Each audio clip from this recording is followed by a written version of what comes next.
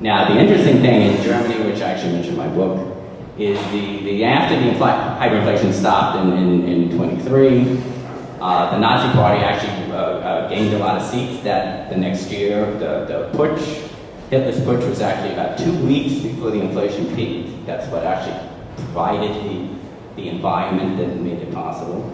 The next year, the Nazis won a lot of seats for the first time, and there's another right-wing nationalist party that won even more seats, and their platform was that they would punish the people responsible for the hyperinflation.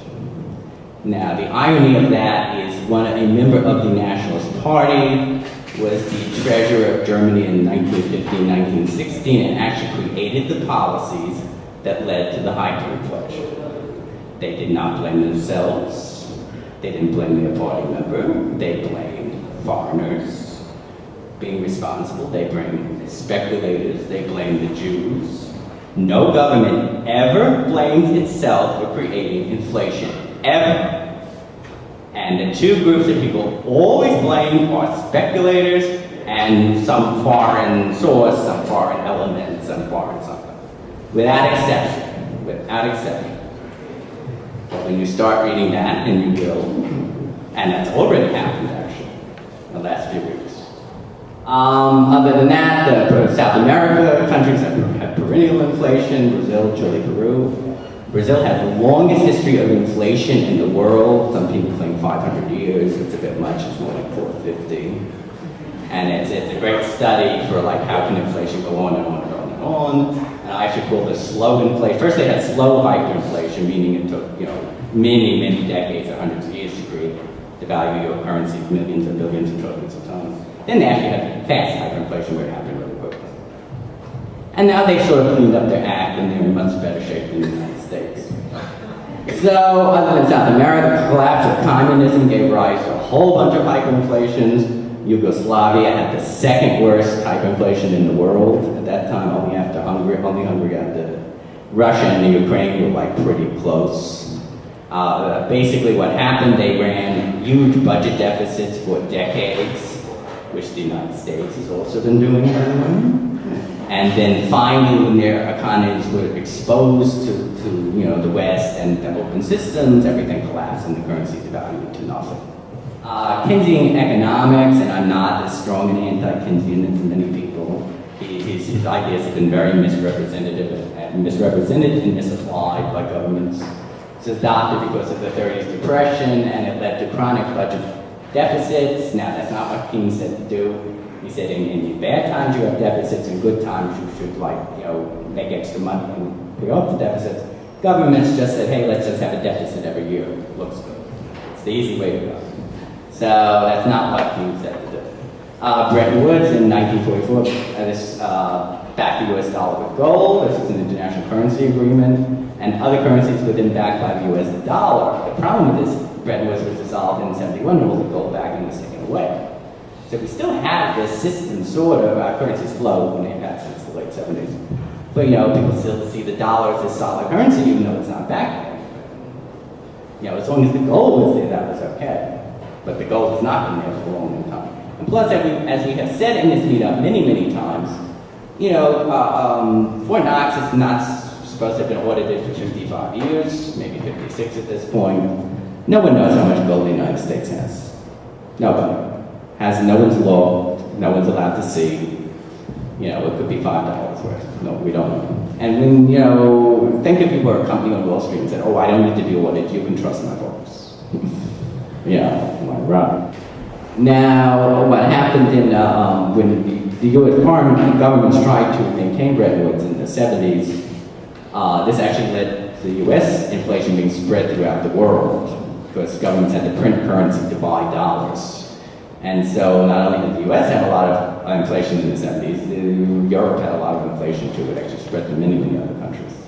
So the U.S., just like the U.S., also spread the subprime crisis everywhere in the world. We also did this. And so after Bretton Woods, she got currency, which means we're backed by nothing. And that's once you entered that area, you're in a dangerous area. It's a theory in economics that all fiat currencies eventually devalue to zero. Everyone. So from 71, we were fiat currency. Also, we devalued the dollar multiple times. In 73, there was a devaluation of 10%. There was a 7-something% devaluation in December 71. And keep in mind, the US got lots of other countries to hold huge reserves of US dollars, didn't overnight they devalue the currency 10%. And then it would make you angry if you think about those. And some of the biggest holders of dollars were actually the oil-producing countries in the Middle East, who then got even. And now you only got the other side, like, oh, look at how they cut off our oil, so nasty to us. Yeah, well, we actually screwed them first. Okay, inflation was stopped by high Federal Reserve interest rates in 1980. They were raised to long-term rates around 14-15% at the top, short-term rates 20-21%, something like that. This cannot be done today. This is no longer an option. It is impossible. And we'll get to that soon enough. Inflationary aspects of the credit crisis. Bailouts and stimulus, depends on who you look and read at, over $10 trillion so far. Most of the bailout money has not been counted as debt. Keep that in mind, because it's supposed to be paid back. So it's not debt. And like the chance of most of it being paid back is probably minimal, or less than minimal. Interest rates are around 0 in the US, Japan, and UK. This is very inflationary. It's basically free money. US and UK are admitted to quantitative easing. This means you print money to buy your bonds. And the US is doing this at a really rapid clip. And I said in my blog entry when they actually found the amount that was bought that day, and it was around 40% of the bonds sold that day were bought by us with printed money. So that's a serious level of printing. Now, this is even a more eyebrow-raising thing. The current budget deficit this year is estimated to come in 1.8 trillion. It already has been $1 trillion by June. The previous high was 0.4 trillion. So this is over 4 times the previous high. And I actually predicted 2 years ago or something in this meetup that by the end of the Bush administration, there'd probably be a budget deficit of $1 trillion. Well, I was wrong.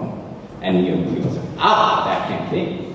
Well, it's 1.8 trillion. This is Bush's last budget. This is not an Obama budget. Now the really bad thing about this, not that it's just so huge, which it is, but only 53% of the budget is covered by taxes. So the other 47% is either has to be borrowed or printed money. There's a lot of printed money. Now, this is also causing the national debt to skyrocket. And that's somewhere between 11, 12 trillion officially. And officially is the key word. They are all balance sheet items in the budget and the debt and the budget.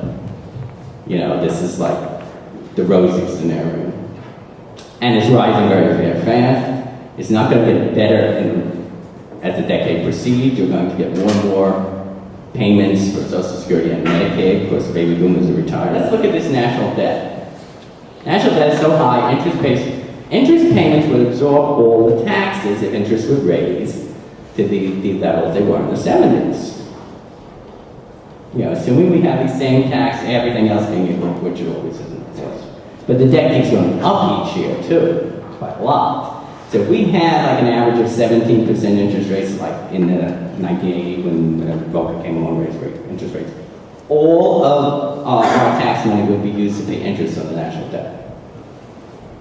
And we would have no money to actually run the country. So, of course, you'd have to print all that money. And this